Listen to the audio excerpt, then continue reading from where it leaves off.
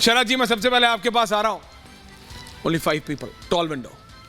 शरद प्रधान जी, आपका क्या कहना है? होना चाहिए मुसलमानों के लिए रिजर्वेशन? ठीक लगता है आपको शरद जी?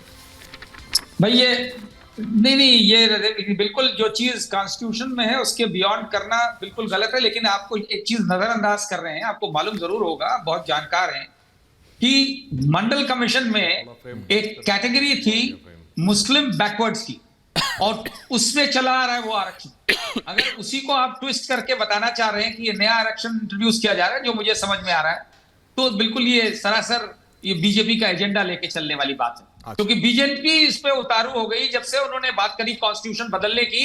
उनको ये खतरा लगा कि अब तो लोग ये समझेंगे कि हम आरक्षण बदलना चाह रहे हैं, और कांग्रेस और विपक्ष ने उसको चलाया कि भाई ये खत्म करना चाहते हैं अंबेडकर का कॉन्स्टिट्यूशन, इसलिए क्योंकि इन्हें schedule caste, schedule tribe, backward का रिजर्वेशन खत्म करना है। तो काउंटर अटैक में आदमी, offence is the best form of defence, वो लेकर के प्रधानमंत्री नरेंद्र मोदी ने ये कहानी गढ़ना शुरू कर दी और तरह तरह का हिंदू मुस्लिम डिवाइसिव पॉलिटिक्स शुरू कर दी, जो कि निहायत शर्मनाक है।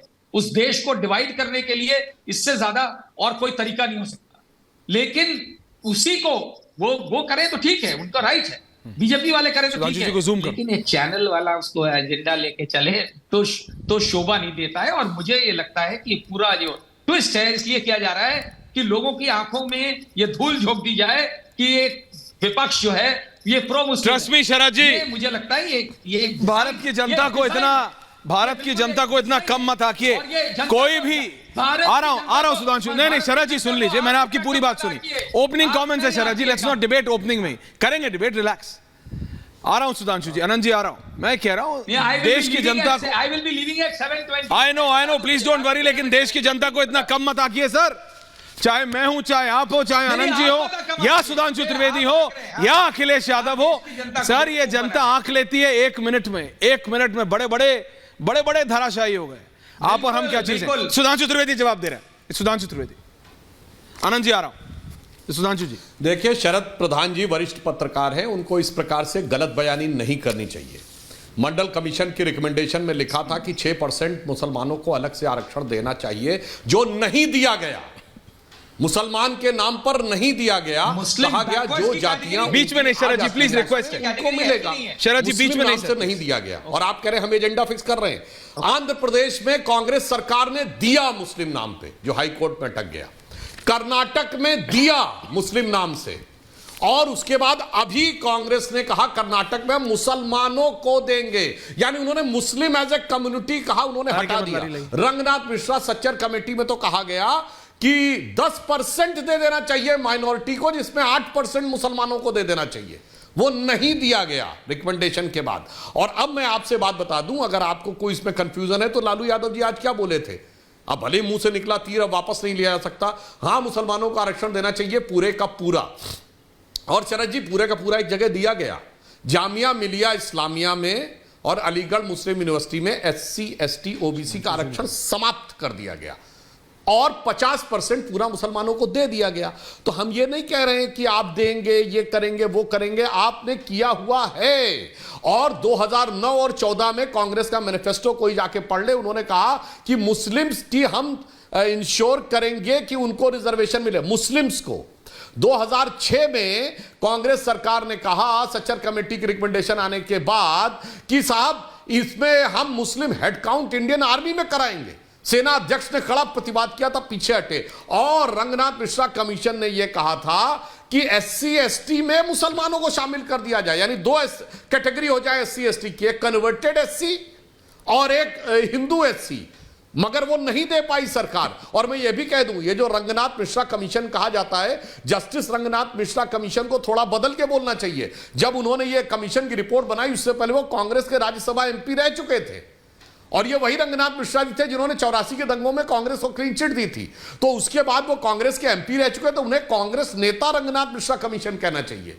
जो कांग्रेस का एजेंडा लेकर आगे आए थे 84 में भी और 2009 में भी। तो शरद जी, विनम्रता से कहूंगा ये सारे फैक्ट्स हैं जनता के सामने, इसमें कोई किंतु परंतु नहीं। एजेंडा हम नहीं ड्राइव कर रहे हैं, एजेंडा कांग्रेस ड्राइव कर रही है, क्योंकि जब 2009 में उनकी 200 सीटें आ गई थी तो उन्हें लगा था मुसलमानों का वोट को स्नैच कर सकते हैं, और ये कुछ नहीं है, ये मुस्लिम वोटों को खींचने की जवाबी कव्वाली है समाजवादी पार्टी, राजद, डीएमके और कांग्रेस के जी रिलैक्स। सब ये दिखाना चाहते हैं मुसलमानों को जैसे मेरा च्यवनप्राश असली है, मेरा च्यवनप्राश तुम्हारे लिए सेहतमंद है, भाई मेरे तरफ आ जाओ। इसमें किसी को ईमान से मतलब नहीं, सबको अपने दुकान के सामान से मतलब है, और सबको लगता कट्टरपंथी मुसलमान ही उसके दुकान का सबसे बिकाऊ सामान है।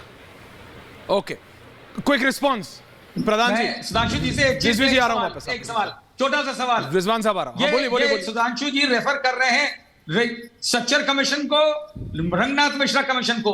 दोनों कांग्रेस पार्टी नहीं है, ना विपक्ष की कोई पार्टी है। ठीक है, point taken. Doctor Syed Rizwan साहब। हाँ नहीं सर, कांग्रेस के एमपी रह चुके थे रंगनाथ मिश्रा जी। नहीं, उससे पहले रहे थे। कांग्रेस के एमपी रह चुके थे राज्यसभा। फैक्ट है, फैक्ट थोड़ी बदल देगा। अगर आपका मतलब है चीफ, उसके बाद वो कमीशन बने, जो रिटायर्ड चीफ, उसके बाद कमीशन के चेयरमैन बने। बीजेपी ने उनको एमपी बना दिया तो बीजेपी के मेंबर, वो बीजेपी के नेता हो गए। सर बीजेपी नहीं, नॉमिनेटेड एमपी है, पत्रकार हो के गलत बयानी मत करिए। Nominated member of parliament, nothing to do with BJP. वो बीजेपी के मेंबर नहीं है। रंगनाथ मिश्रा कांग्रेस के मेंबर रहे थे, कांग्रेस के मेंबर ऑफ पार्लियामेंट रहे थे। जमीन आसमान का अंतर है सर, और उसके बाद कमीशन के चेयरमैन बने। टेक्निकल बात, रियलिटी की बात करिए, ये टेक्निकलिटी में मत समझाइए। अच्छा, अभी तो आप टेक्निकल कह रहे थे सर। ओके, नहीं टेक्निकल नहीं कह रहा, यही वो है ना। और कौन किसका सांसद, कौन नॉमिनेटेड, कौन पार्टी मेंबर, इनके भाई बहुत सारे लोग कांग्रेस के नेता रहे हैं। Okay, we will get into it sir, उसकी भी डिटेल्स है, 1 मिनट में आ जाएगी। आपको ही पता है, आपको ही पता है। लेकिन मैं जरा डॉक्टर रिजवान अहमद और उधर लारी जी को रख लीजिए, अनंत विजय जी को भी रखिए। बोलिए डॉक्टर अहमद, डॉक्टर रिजवान अहमद। जी हाँ, शुक्रिया। जय हिंद, वंदे मातरम।